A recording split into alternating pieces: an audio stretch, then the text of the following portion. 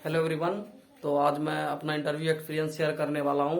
मेरा वाइजैक स्टील का जो एग्जाम क्लियर हुआ था मैनेजमेंट ट्रेनिंग का, उसके बाद मेरा इंटरव्यू शेड्यूल्ड था 6 अप्रैल को, तो वो मेरा कंप्लीट हो गया। तो मैं आज अपना इंटरव्यू एक्सपीरियंस आप लोगों के साथ शेयर करने वाला हूं कि क्या हुआ था, कैसे हुआ था, कितने लोग, कितने पर्सन थे पैनल के अंदर, उन्होंने क्या क्या मुझसे पूछा और बाकी लोगों से क्या क्या पूछ रहे थे, इंटरव्यू का ड्यूरेशन क्या था। तो मैंने सब कुछ यहाँ पर लिख रखा है। तो किस किस पॉइंट पे मैं डिस्कस करने वाला हूँ। तो ये जो एग्जाम था, ये Vizag steel management training technical का एग्जाम था, जो कि दिसंबर में हुआ था, दिसंबर 2020 में जो मैंने लिखा था। उसके बाद मेरा रिटर्न क्लियर हुआ, तो पर्सनल इंटरव्यू का कॉल आया था। जो मेरा इंटरव्यू 6 अप्रैल को शेड्यूल्ड हुआ था, जो कि कंप्लीट हुआ है। तो मैं उसी का एक्सपीरियंस आज आप लोगों के साथ शेयर करने वाला हूँ कि क्या क्या क्या उन्होंने पूछा था और मैंने किस तरह से प्रिपेयर किया था, क्या मेरी एक्सपेक्टेशंस थी इंटरव्यू में। तो मैं आज उसी के ऊपर बात करने वाला हूँ आप लोगों के साथ। देखिए, तो फर्स्ट ऑफ ऑल जो मेरा इंटरव्यू था वो 6 अप्रैल को था। टाइम 11 AM उन्होंने रखा था कि आप 11 AM पे आपको रिपोर्टिंग करना है, और वेन्यू था न्यू दिल्ली साकेत में। उसके बाद पैनल में देखिए, जो पैनल में मेंबर रहते, तो जो मुझे मिला था पैनल, उसमें 7 मेंबर थे, जिसमें एक चेयरपर्सन था। बाकी 7, बाकी 6 जो थे वो टेक्निकल में भी HR होंगे, मुझे नहीं पता। इंटरव्यू ड्यूरेशन जो मेरा चला था वो 10 से 15 मिनट के बीच में था। उसके बाद लैंग्वेज उन्होंने ऑप्शनल रखा था कि आप किसमें कंफर्टेबल हो। जैसे मेरे से इंटर करते ही पूछा था कि आपका 12 तक क्या था, तो उस हिसाब से उन्होंने मुझसे क्वेश्चंस किया था।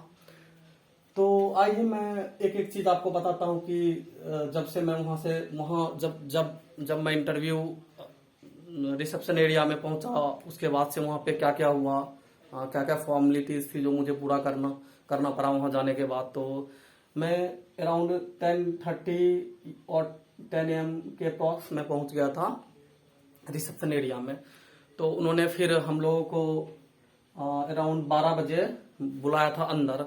तो 12 बजे अंदर जाने के बाद जो फर्स्ट स्टेप होता है वो होता है डॉक्यूमेंट वेरिफिकेशन। तो जितने भी हमारे जिनका जिनका भी इंटरव्यू 11 बजे से था, तो उनको उन्होंने अंदर बुला लिया और सबको बैठा दिया कि चलो बैठो, और एक एक करके उन्होंने डॉक्यूमेंट वेरिफिकेशन करना स्टार्ट किया। तो वो ऐसे रहा था कि जैसे जिसका सीक्वेंस वाइज लिस्ट में जैसे नाम था, उस हिसाब से डॉक्यूमेंट वेरिफिकेशन हो रहा था, और जिसका डॉक्यूमेंट वेरिफिकेशन पहले हो गया उसको वो इंटरव्यू के लिए फॉरवर्ड कर रहे थे। टोटल 2 पैनल थे। मेरा जो था इंटरव्यू वो पैनल बी में था, सॉरी पैनल ए में था।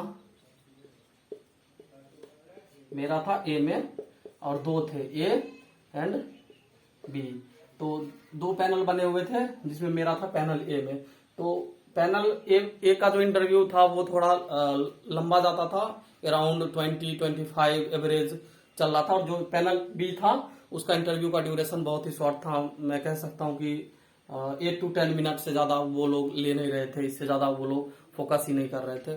तो अब आते हैं कि वहां पे डॉक्यूमेंट वेरिफिकेशन स्टार्ट हो, डॉक्यूमेंट जो सबका वेरीफाई होना स्टार्ट हुआ। उन्होंने जो भी डॉक्यूमेंट रिक्वायर्ड था उन्होंने मंगाया था हम लोगों से, और जो हमारा बायोडाटा फॉर्म था जो कंपनी का आता है वो आपको फिल करके ले जाना होता है यहाँ पर, क्योंकि आपको रिज्यूमे अपना अलग से बना के ले जाने की जरूरत नहीं पड़ती है। जो कंपनी का बायोडाटा फॉर्म है उसी को आपको हर चीज उसी में फिल करना होता है। तो ठीक है, तो मेरा अराउंड 3 बजे के अप्रॉक्स, सॉरी 2 से 2:30 बजे के अप्रॉक्स मेरा डॉक्यूमेंट वेरिफिकेशन हुआ, क्योंकि मेरा थोड़ा लिस्ट में जो नेम था वो थोड़ा नीचे था। तो उसके बाद जब डॉक्यूमेंट वेरिफिकेशन मेरा हो गया अराउंड 3 PM के अप्रॉक्स, उसके बाद मेरा इंटरव्यू उन्होंने पैनल ए में दिया। दो चीट रखे हुए थे, उन्होंने 2 लोगों को बुलाया था और बोला आप उठाओ, दोनों एक एक चीट उठाओ। तो मैंने उठाया था, तो मेरा ए मिला था, और दूसरा वाला बंदा था उसको बी मिला था। तो मेरा जो इंटरव्यू स्टार्ट हुआ वो हुआ अराउंड 5:10 के अप्रॉक्स, 5 और 5:10 के अप्रॉक्स मेरा इंटरव्यू स्टार्ट हुआ। तो जैसे ही मैं हॉल में इंटर करता हूँ, 7 पैनल में 7 लोग बैठे हुए थे। तो काफी टाइम मुझे बाहर पहले वेट करना पड़ा था। इंटरव्यू का जो रूम था उससे बाहर एक चेयर लगा हुआ था, वहां पे आपको लगभग 20 to 25 मिनट वेट करना पड़ता है। जब तक मेरे से जो आगे जिसका इंटरव्यू था वो अंदर था, तो मुझे तब तक बाहर वेट करना पड़ा था। तो उसका इंटरव्यू जो मेरे से पहले था बंदा, उसका इंटरव्यू अराउंड 25 मिनट के अप्रॉक्स चला था। तो मुझे लगा था कि चलो इंटरव्यू का ड्यूरेशन जो है ना अच्छा है, ये लोग काफी कुछ पूछ रहे हैं। तो मैंने माइंड सेट यही बना लिया था कि अच्छा जाने वाला है, मतलब वो लोग काफी टेक्निकल पूछेंगे। जिस हिसाब से उसका थोड़ा लंबा चला था तो मुझे एक्सपेक्ट था कि वो काफी चीज टेक्निकल पे फोकस करेंगे। तो अब जब वो निकला तो उसके 2-3 मिनट के बाद मेरा नंबर आया, मैं अंदर गया, मैंने उनको ग्रीट किया। उसके बाद जो चेयरपर्सन था उसने सीधे मेरे से, जैसे ही मैं अंदर गया उसने मेरे से सीधे पूछा कि आप श्रीनगर से आ रहे हो, क्योंकि मेरा जो बीटेक था वो एनआईटी श्रीनगर से है। तो जैसे ही मैं अंदर गया उन्होंने डायरेक्ट कॉलेज के बारे में ही पूछना स्टार्ट कर दिया। सबके सब लोग श्रीनगर के बारे में पूछना स्टार्ट कर दिया, कश्मीर के बारे में कि आप इतना दूर क्यों गए, मतलब आपको घर वालों ने मना नहीं किया, मतलब क्या डिफिकल्टी हुई आपको वहां पे इतने बीटेक के दौरान, आर्मी वगैरह क्या आपके कैंपस में रहती थी या कैंपस से बाहर रहती थी, आपको कोई डिफिकल्टी भी हुई। तो जनरल कॉलेज के बारे में मोस्टली उन्होंने पूछा, हर चीज यही सब कि आपका कैसा था माहौल वहां का, अंदर का आपका कॉलेज कहाँ पे था, आर्मी पर्सन भी थे अंदर या किस टाइप की सिक्योरिटी आपको दी गई थी। तो मैंने एक एक करके उनको यही सब बताया कि अंदर में तो कोई सब माहौल नॉर्मल ही रहता है और कोई आर्मी वगैरह नहीं रहती वहां पे। नॉर्मल जो रिटायर्ड आर्मी या कोई भी होते हैं, जो रिटायर्ड आर्मी से ही होते हैं शायद, तो वो लोग एज ए गार्ड वहां पे काम करते हैं। तो मैंने उनको ये सब चीजें बता दिया कॉलेज के बारे में, जो जो चीज उन्होंने पूछा मेरे से। फिर ये भी पूछा कि आपने इतना दूर क्यों लिया, आप क्यों गए इतना दूर, आपको घर वालों ने मना नहीं किया या आपने खुद मतलब नहीं सोचा कि इतना दूर जाना सही है या नहीं है। काफी लगभग 5 मिनट तक उन्होंने कॉलेज के बारे में ही सारा चीज मेरे से पूछा। तो मैंने सोचा चलो ठीक है, ये तो नॉर्मल पार्ट है, अब आते हैं, अब देखते हैं अब आगे क्या होगा। तो जब जब आगे बढ़े तो ये जो चेयरपर्सन था उसने इस पे पूरा फोकस किया और थोड़ा उसके आसपास में जो और भी मेंबर थे अराउंड, उसको छोड़ के 6 लोग और थे, वो भी थोड़ा थोड़ा कॉलेज के ऊपर बीच बीच में कुछ कुछ पूछते रहते थे कि कैसा था क्या था करके। फिर जब उसका खत्म हुआ कॉलेज के बारे में पूछना, तो फिर वो जो एक बंदा था इधर साइड में बैठा हुआ टेक्निकल पर्सन, तो उसने उसको बोला कि आप पूछो। तो उसने मेरे से डायरेक्ट सीधे सीधे पूछता है कि आप मतलब इलेक्ट्रिकल इंजीनियरिंग की रिस्पेक्ट में अपने आप को डिफाइन करो, मतलब tell me about yourself in context of electrical engineering. तो मैंने उसको थोड़ा ब्रीफ किया कि यही सब के बारे में कि मेरा क्या प्रोजेक्ट था, क्या इंटर्नशिप था, कहाँ से किया था, मेरा एरिया ऑफ इंटरेस्ट क्या था, ये सब के बारे में मैंने उसको बताया। जैसे मेरा इंटर्नशिप था Bharat heavy electric limited Haridwar से, मेरा जो मेजर प्रोजेक्ट था वो था स्पीड कंट्रोल। मैंने एक ड्राइव बनाया था PWM pulse with modulation technique का यूज करके, मैंने एक रेक्टिफायर बनाया था, close loop control system design किया था।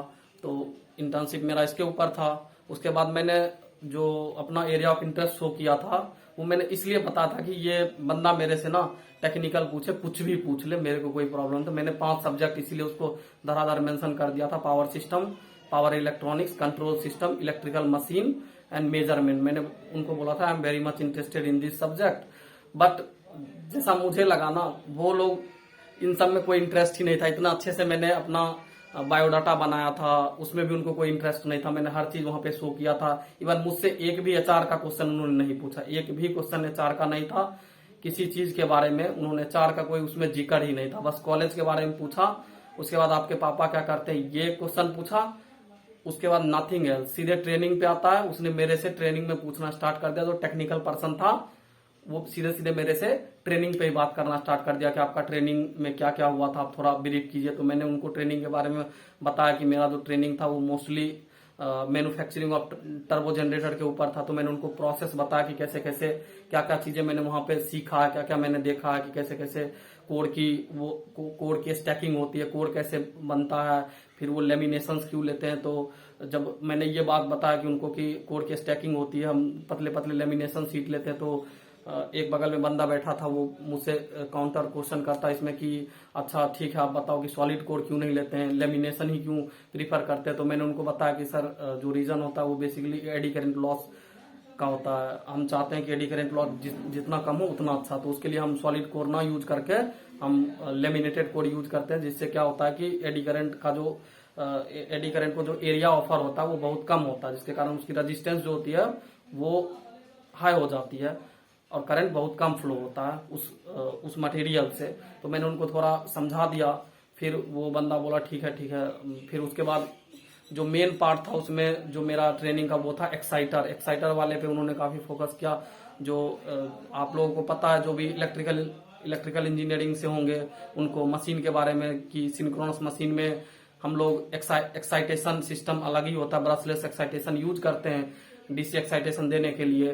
रोटर पे हमारा डीसी बाइंडिंग होता है। तो उन्होंने फिर मेरे से पूछा कि आप एक्साइटेशन का प्रोसेस समझाओ मुझे कि कैसे कैसे एक्साइटेशन होता है।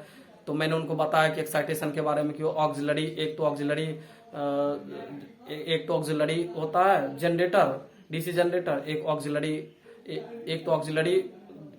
एक मेन एक्साइटर होता है, एक ऑक्सिलरी एक्साइटर होता है। उनको मैंने पूरा प्रोसेस समझा कैसे कैसे पहले परमानेंट मैग्नेट से एक 3 फेज एसी जनरेट होता है, फिर वहां से हम उसको रेक्टिफायर के थ्रू, कंट्रोल रेक्टिफायर के थ्रू डीसी बनाते हैं। फिर उस डीसी को हम दूसरे मेन एक्साइटेशन के फील्ड बाइंडिंग में भेजते हैं। फिर वहां से जो 3 फेज एसी बन के आता है उसको हम डायोड व्हील रेक्टिफायर में भेजते हैं। वहां से जो डीसी आता है उसको हम फिर से जो सिंक्रोनस मशीन का जो रोटर है उसको हम देते हैं। तो मैंने उसको काफी अच्छे से मतलब समझा दिया इस चीज को। तो मेरे हिसाब से तो ये जो उन्होंने टेक्निकली जो मुझसे पूछा ट्रेनिंग के बारे में वो मैंने उनको काफी अच्छे से समझाया, क्योंकि मेरा थोड़ा क्या था कि क्लियर था काफी, मैंने वहां रह के किया था। सारा टाइम मैंने लगभग मैं डेली वहां पे जाता था, तो मेरा थोड़ा फील था उस सब्जेक्ट में, मशीन में, और मैंने उनको काफी अच्छे से समझा दिया। तो फिर उन्होंने कुछ और क्वेश्चन, 1-2 क्वेश्चन इसी से रिलेटेड पूछा। कहीं बाहर से उन्होंने एक भी क्वेश्चन नहीं पूछा कि जो मैंने अपना एरिया ऑफ इंटरेस्ट उनको पावर सिस्टम में मेंशन किया था, तो ना उन्होंने पावर सिस्टम पूछा, ना उन्होंने कंट्रोल पूछा, बस वो ट्रेनिंग से ही पूछ रहे थे। फिर बीच में जब लास्ट में एक बंदा उसको जो पहले पूछ रहा था उसको छोड़ के एक बंदा राइट साइड में बैठा हुआ था, तो वो मेरे से पूछता है कि मेरे आगे एक पेज और पेंसिल रखा हुआ था, तो वो मेरे से पूछता कैन यू ड्रॉ बीएच कर। मैंने बोला श्योर सर। तो मेरे को बोला please take a paper and draw BH कर। तो मैं पेपर लेके उसको बीएच कर बना के दिखा दिया। तो बीएच कर मैंने बनाया, बीएच कर बना के दिखाया, और मैंने जो पॉइंट्स उसमें आते हैं बीएच कर में वो मैंने उसको थोड़ा एक्सप्लेन कर दिया। तो वो बोला ओके ओके फाइन सही है। फिर थोड़ा बहुत मैंने उसमें एक्स्ट्रा चीजें भी उसको इन्फॉर्मेशन कन्वे करने का कोशिश किया कि उसको लगे कि इसको टेक्निकल अच्छे से आता है, इसको काफी चीजें रिलेट है, इसको नॉलेज है कि हाँ कैसे कैसे इस बीएस कर्व का एप्लीकेशन वगैरह मैंने उसमें वहां इंक्लूड कर दिया। तो उन्होंने ज्यादा कुछ मेरे से पूछा नहीं, जैसा मेरा एक्सपेक्टेशन था कि मेरा इंटरव्यू थोड़ा लंबा जाए, डेप्थ में जाए, टेक्निकल, वो मेरे से खुल के एकदम पूछे। जो मैंने अपने सीवी में जितना चीज मेंशन किया था उस पर थोड़ा वो बात करे। मैंने सारा चीज बहुत प्लानिंग से सब कुछ बनाया था। उसमें कंपनी के बारे में मैंने लगभग 10 से 12 दिन तो मैंने कंपनी का प्रोफाइल पूरा एकदम रिसर्च कर डाला था कि इलेक्ट्रिकल इंजीनियरिंग का क्या कैसे है, कितनी जनरेटर है, कितनी पावर जनरेट करती है, कहाँ कहाँ से पावर लेते हैं, कैसे कैसे जनरेशन होता। तो मैंने हर चीज उसमें काफी डिटेल्ड एनालिसिस करके मैं गया था, लेकिन उनको कोई इंटरेस्ट ही नहीं था। पता नहीं मतलब क्यों इंटरेस्ट नहीं था उनको।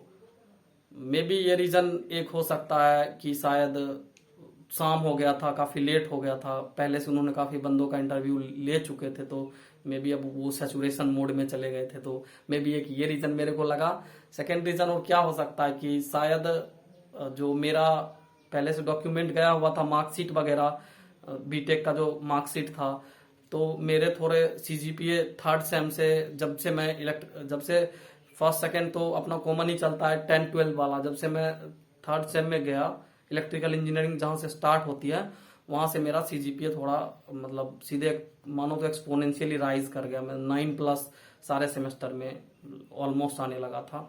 तो शायद में भी उनको ये लगा हो कि इसको टेक्निकल आता है उस मेरे एकेडमिक से, तो इसलिए उन्होंने शायद पूछना प्रीफर नहीं किया। बट मेरे को एक चीज ये नहीं समझ में आया कि चलो टेक्निकल का तो मान लेते हैं कि उसको लगा कि हाँ इसको आता है मतलब एकेडमिक से, लेकिन एचआर में क्या दिक्कत है। एचआर का उन्होंने एक भी क्वेश्चन मेरे से नहीं पूछा। मैंने इतना अपना एक्स्ट्रा करिकुलर एक्टिविटीज लिख के गया था कि मैंने ये किया, मैंने वो किया, मेरा ये इंटरेस्ट है, हॉबीज लिख के गया मैं। एक भी चीज नहीं पूछा। जो जो भी मैं जो चीज मैंने किया ना वो सब मैंने उसमें लिख डाला था कि चलो ये सब चीजें वो पूछेंगे तो मैं हर चीज को अच्छे से उनको एक्सप्लेन कर पाऊंगा। लेकिन उन्होंने एक भी क्वेश्चन, मेरे तो बायोडाटा से उन्होंने एक भी क्वेश्चन नहीं पूछा, इवन ए सिंगल क्वेश्चन नहीं पूछा। बस एक चीज ही पूछा उन्होंने कॉलेज के बारे में, जो शायद उन्होंने देखा होगा उसमें मेरे बायोडाटा में, तो बस श्रीनगर के बारे में ही उन्होंने एक चीज उससे पूछा। बाकी उनको कोई मतलब नहीं था उस बायोडाटा से। अब सबका डिफरेंट हो रहा था, ये मेरा एक्सपीरियंस था। मैंने दूसरे बंदों से बात की तो किसी से थोड़ा बहुत पूछ रहा था चार का क्वेश्चन, किसी से नहीं पूछ रहा था। वैसे ही जो उधर वाइजैक में जिसका इंटरव्यू चल रहा था उसमें किसी को अच्छे से एकदम काफी आधे आधे घंटे दे के उनसे काफी डिटेल्ड में पूछ रहा था कि आपका इंटरेस्ट किस सब्जेक्ट में है। इवन उससे ये भी पूछा कि उस सब्जेक्ट में कौन सा टॉपिक आपको अच्छा लगता है, तो उसी से उसको क्वेश्चन पूछा। और हमने तो पहले ही बता दिया था कि मेरा इंटरेस्ट इस सब्जेक्ट में है, लेकिन हाँ हमसे तो ये पूछा ही नहीं कि मतलब आपका इंटरेस्ट किस सब्जेक्ट में है, मतलब कुछ भी नहीं पूछा। मतलब अगर मैं मेरे हिसाब से तो मेरा एक्सपीरियंस जो था ना वर्स्ट था। मतलब ऐसा इंटरव्यू नहीं होना चाहिए। कम से कम आप जब बुला रहे हो इतना मतलब दूर से बंदों को इंटरव्यू लेने के लिए, तो फिर कुछ तो पूछो उससे अच्छा कि उसको भी फील आए कि हाँ मतलब थोड़ा ऐसा लगे कि हाँ इन्होंने कुछ बहुत अच्छे से पूछा है। तो मेरे से तो नहीं पूछा। 2-3 बंदों से मैंने बात किया, किसी किसी से थोड़ा डेप्थ में पूछ रहा था, किसी किसी से नहीं पूछ रहा था। सबका ऑलमोस्ट ऐसे ही चला था जो जिनका दिल्ली में था उस टाइम पे। तो लगभग जो आते थे उनसे थोड़ी बहुत बातें होती थी, तो वो बताते थे कि हाँ। तो एक दो बंदे का थोड़ा ड्यूरेशन ज्यादा रहा था, 25-30 मिनट कह सकते हैं। बाकी सबका वही 10 से 15 मिनट के बीच में मोर और लेस। सबसे ट्रेनिंग का ही पूछ रहे थे ज्यादा, और थोड़ा बहुत टेक्निकल, जैसे जिसका ट्रेनिंग किसी का पावर सिस्टम में है तो फिर वो पावर सिस्टम पे फोकस कर रहे थे, तो पावर सिस्टम से थोड़ा पूछ रहे थे। बाकी अलग से नहीं कि हाँ मतलब आपका एरिया ऑफ इंटरेस्ट बताओ, आपका मशीन है तो आप मशीन पूछेंगे, ऐसा कुछ भी नहीं हुआ। एचआर जिसका दिल्ली में था उससे एचआर तो बहुत कम ही पूछा था। मेरे से तो जीरो पूछा, किसी किसी से तो थोड़ा बहुत पूछा भी था, किसी से नहीं पूछा। किसी से थोड़ा करंट का क्वेश्चन पूछ रहा था, करंट इशू में पूछ रहा था। तो मेरे से लेकिन ऐसा कुछ भी नहीं पूछा। तो जहां तक मेरी बात है तो मेरा एक्सपीरियंस मतलब काफी, मैं क्या बोलूं, मतलब नहीं था अच्छा। मेरे को जो मैं एक्सपेक्ट करके गया था कि हाँ ऐसा कुछ होगा, इतना अच्छे से प्रिपेयर करके गए कंपनी के बारे में कि वो लोग थोड़ा इंटरेस्ट दिखाएंगे, पूछेंगे कि आप मतलब क्या क्या कर सकते हो।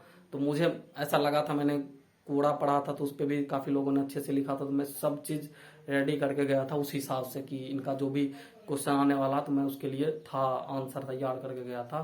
बट ऐसा कुछ भी नहीं हुआ, अनएक्सपेक्टेड था मेरे लिए। अनएक्सपेक्टेड था, मैं एक्सपेक्ट करके नहीं गया था कि ऐसा होने वाला। मैं एक्सपेक्ट ये करके गया था कि वो लोग कम से कम टेक्निकल में मेरे से 2 सब्जेक्ट तो पूछेंगे ही पूछेंगे, कम से कम मशीन पावर सिस्टम तो पूछेंगे, कंट्रोल भी पूछ ले कोई दिक्कत नहीं है, या 4 क्वेश्चन पूछेंगे। मैंने जो भी मेंशन किया उसमें मतलब गेम्स के बारे में जो मैं खेलता हूँ, या जो मैंने हॉबीज मेंशन किया वो भी पूछेंगे, स्ट्रेंथ पूछेंगे, वीकनेस पूछेंगे, कुछ भी नहीं, एक भी क्वेश्चन ही बना, सिंगल क्वेश्चन। तो मैं यही कहूंगा कि देखो इंटरव्यू में क्या है कि सब अनसर्टेन होता है। मतलब जो हम एक्सपेक्ट करके जाते हैं ना ऐसा कुछ भी नहीं होता। क्या पूछेगा वो बंदा अंदर बैठा है ना, बस उसी को पता है वो तब आप क्या पूछ लेगा, उसका क्या मन है, बाकी कुछ नहीं कह सकते। और जो मेरे पैनल में 7 मेंबर थे उसमें बस 2 से 3 बंदे ने मेरे से पूछा, बाकी 4 तो ऐसे ही बैठे हुए थे। एक लेडी मैम थी, तो वो भी कुछ नहीं पूछी, वो साइड में बस बैठ के मुझे देख रही थी। और उसने तो एक क्वेश्चन तक नहीं पूछा, एक बार हाँ ना कुछ भी नहीं बीच में बोला। बाकी तो थोड़ा कुछ मतलब इंटरेस्ट दिखा भी रहे थे, जब कॉलेज के बारे में बता रहे थे पूछ भी रहे थे। बाकी उसने तो कुछ भी नहीं पूछा, ऐसे वो बैठी हुई थी तो बैठी हुई थी, बस वो देख रही थी, ऑब्जर्व कर रही थी, इतना ही, बस कुछ भी नहीं। यही था बस। 2 से 3 लोगों ने मेरे से थोड़ा बहुत पूछा उसमें क्वेश्चंस वगैरह कुछ थोड़ा बहुत, बाकी किसी ने नहीं पूछा, सब ऐसे ही बैठे हुए थे। बस हुआ ये ट्रेनिंग का पूछा, लास्ट में मेरा ये BHकर वाला क्वेश्चन था वो मैंने बता दिया। जो मुझसे पूछा मैंने वो सब सही सही बताया है। टेक्निकल में जितना भी वो उन्होंने मुझसे ट्रेनिंग का पूछा मैंने अच्छे से उनको एक्सप्लेन किया, अपने तरफ से मैंने उनको ज्यादा ही एक्सप्लेन थोड़ा मतलब अच्छे से ही बताया, डीप डेप्थ में ही जाके। बाकी पता नहीं। तो इसके बाद वो बोलते हैं जब हो गया इतना, तो वो बोलते हैं ठीक है यू मे लीव नाउ, मतलब आपका इंटरव्यू अच्छा हुआ, इतना बोला। मैंने बोला ओके थैंक यू, बस इतना बोल के मैं से रूम से बाहर आ गया। उसके बाद अराउंड 5 या 6 बंदों का और बचा हुआ था इंटरव्यू मेरे बाद उस पैनल A में। तो फिर उनका इंटरव्यू हुआ। बाकी यही था एक्सपीरियंस कि मेरे हिसाब से तो मतलब मुझे मज़ा नहीं आया। जो मैं एक्सपेक्ट करके गया था ना कि वैसा होना चाहिए, बट ऐसा कुछ भी नहीं हुआ। सब अनएक्सपेक्टेड था, मैं ऐसा बोल सकता हूँ।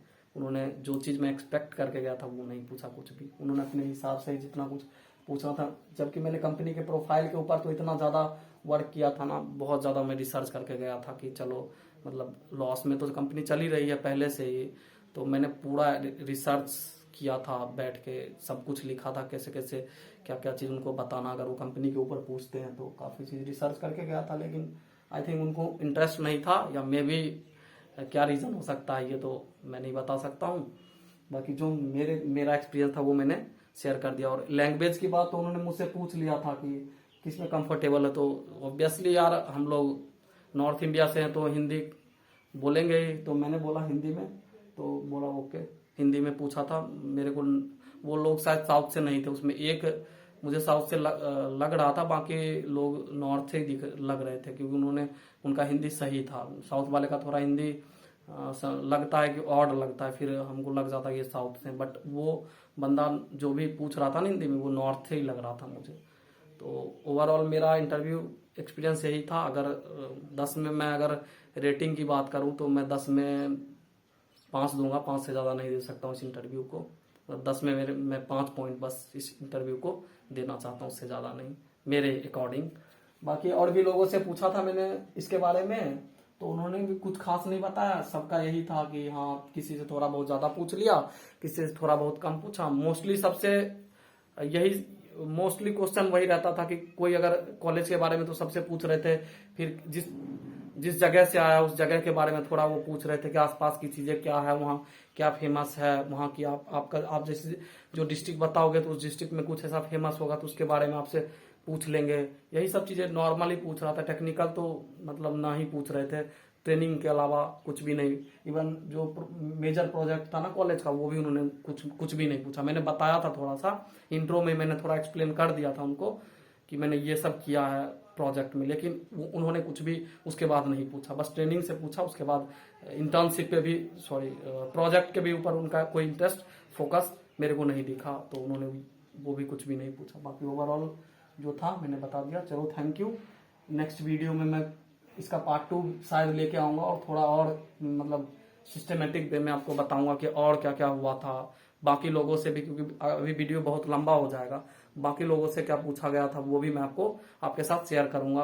और भी कुछ लोग मेरे फ्रेंड्स थे, उनसे भी मेरी बात हुई, तो उनको क्या क्या पूछा गया ये मैं आपको बताऊंगा थोड़ा नेक्स्ट वीडियो में। तो चलो बने रहिए नेक्स्ट वीडियो के लिए। चैनल को सब्सक्राइब करो और शेयर करो जितना हो सके, ताकि सबको पता चले कि इसका इंटरव्यू का एक्सपीरियंस मेरा कैसा था। और साथ में बेल आइकन दबा लो ताकि आपको जो नेक्स्ट वीडियो है उसका नोटिफिकेशन आपके पास जाए। मैं ऐसे गाइडेंस रिलेटेड वीडियोज बनाते रहता हूँ। तो चलो थैंक यू फॉर वॉचिंग, मिलते हैं नेक्स्ट वीडियो में। Thank you.